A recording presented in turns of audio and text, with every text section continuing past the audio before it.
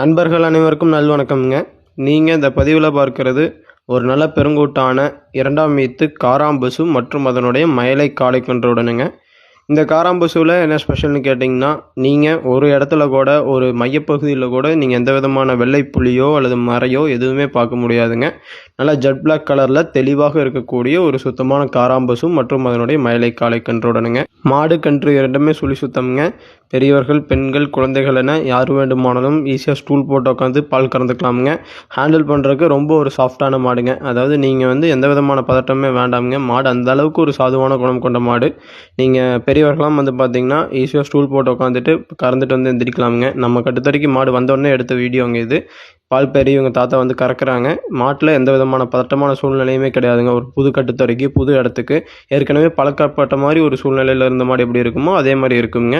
குணத்தில் நல்லா சாலச்சிறந்த மாடுங்க. அதே மாதிரி கறவைத்திறனில் கன்றுக்கு போக நேரம் 3 லிட்டர், ஒரு நாளைக்கு நீங்கள் 6 லிட்டர் பால் கறந்துட்டு கண்ணுக்கு விட்டால் கண்ணு நல்லா வயிறு நம்ப ஊட்டிக்குங்க. காராம்பசுக்களை பொறுத்த வரைக்கும் அதனோட எண்ணிக்கை ரொம்ப குறைவுங்க. ஆனால் வாங்கி வளர்க்கணும் அப்படின்னு ஆசைப்படுறவங்களோட எண்ணிக்கை ரொம்ப அதிகம். நிறையா நண்பர்கள் ஃப்ரீக்வெண்ட்டாக கேட்டீங்க, காராம்பசு கன்று மாடு நல்ல மாடாக வேண்டும் என்று. அவங்களுக்காக நம்ம தேர்ந்தெடுத்து கொண்டு வந்திருக்கோங்க.